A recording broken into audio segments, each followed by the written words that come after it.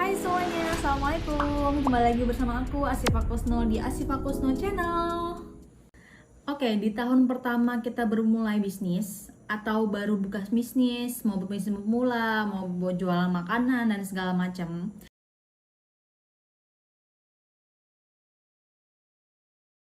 Pasti kita banyak banget berkendala di bagian bisnis maupun kita mau bergerak seperti apa dan kemana, karena kita masih belum punya keuangan yang cukup.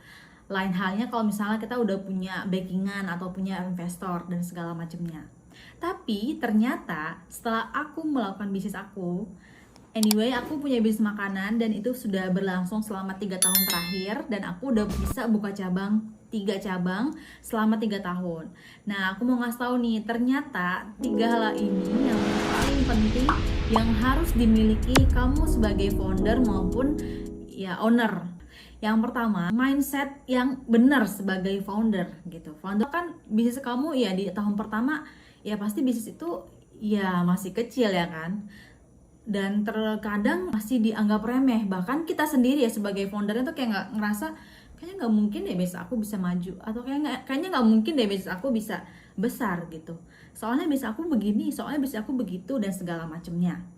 Akhirnya kita jadi kurang percaya diri nih sebagai founder ya kan, karena kita meragukan bisnis kita sendiri. Aku alami sendiri, aku punya bisnis makanan ya kan, terus aku pertama kali jual makanan itu aku ngerasa kayaknya punya aku tuh nggak enak gitu, makanan aku tuh nggak enak, kayaknya aku nggak percaya diri sama makanan aku sendiri. Sampai-sampai aku tuh dulu kalau ketemu orang tuh misalnya aku selalu ditanyakan, kamu kesibukannya apa gitu. Iya, aku jualan kayak gitu kan, cuma aku nggak jelasin spesifik aku jualan. Seorang pembisnis, mau itu kecil mau besar, mereka tuh yang harus dibenerin dulu tuh adalah mindsetnya. Saat ini bisnis kita tuh nggak sebagus yang kita mau, nggak settle atau nggak autopilot, atau mungkin bisnisnya tuh ya gitu-gitu aja, sampai mempengaruhi mindset kita. Pikiran itu mempengaruhi apa tindakan kita selanjutnya. Oke. Yang kedua, bagi aku itu yang terpenting adalah percaya diri. Itu bakal mengubah semuanya kayak gitu. Contoh satu hal aja kayak gini, kalau misalnya kita punya bisnis, kita tuh pasti akan bersinggungan, bertemu dengan banyak orang, ya kan? Kalau misalnya kita harus berlindung dengan aku introvert, jadi aku nggak bisa nih ketemu banyak orang, nggak masalah. Tapi kamu nggak bisa memungkiri kalau kamu pasti ujung-ujungnya bakal ketemu pelangganmu sendiri, ya nggak sih? Nggak mungkin kalau misalnya kita punya bisnis, terus kita tuh nggak mau ketemu pelanggan, ya kan? Ya harus gimana? Karena kita butuh ada yang beli gitu kan ya, dengan barang jualan kita. Nah, dengan kita ketemu pelanggan, kalau misalnya kita pembawaannya percaya diri, easy going, atau enggak kita welcome, terbuka, itu sangat-sangat berpengaruh sama bisnis kita.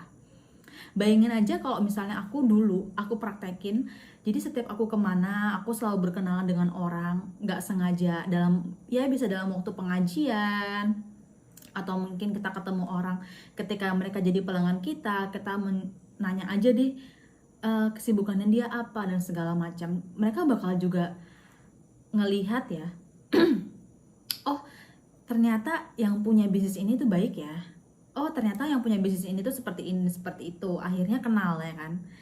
Seperti kata pepatah, tak kenal maka tak sayang. Semakin banyak orang yang kenal kita dan tahu apa yang kita jual, mereka bakal beli jualan kita.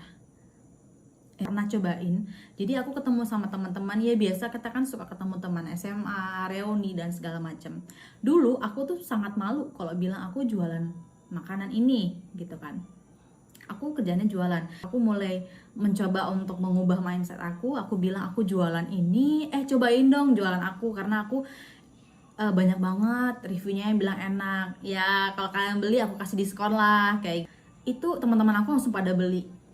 Dan ternyata ketiga, coba hal baru. Mencoba hal baru tuh awalnya berat banget.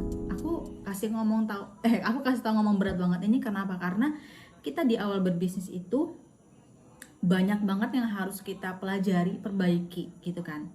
Sedangkan kita mencoba hal baru itu kita pasti harus paham, nggak melulu harus mudah gitu kan ya.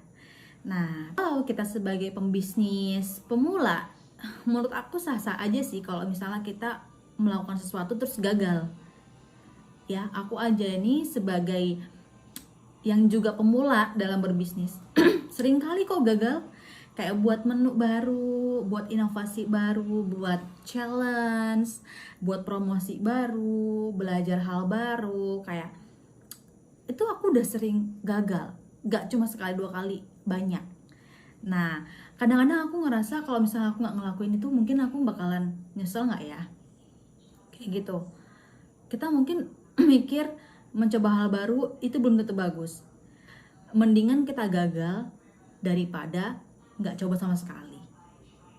Apalagi kita masih muda ya kan, tabungan kita untuk gagal tuh ya kita masih bisa cari lagi gitu dengan energi kita yang masih kuat, karena kita masih muda dan masih bugar gitu kan ya badannya.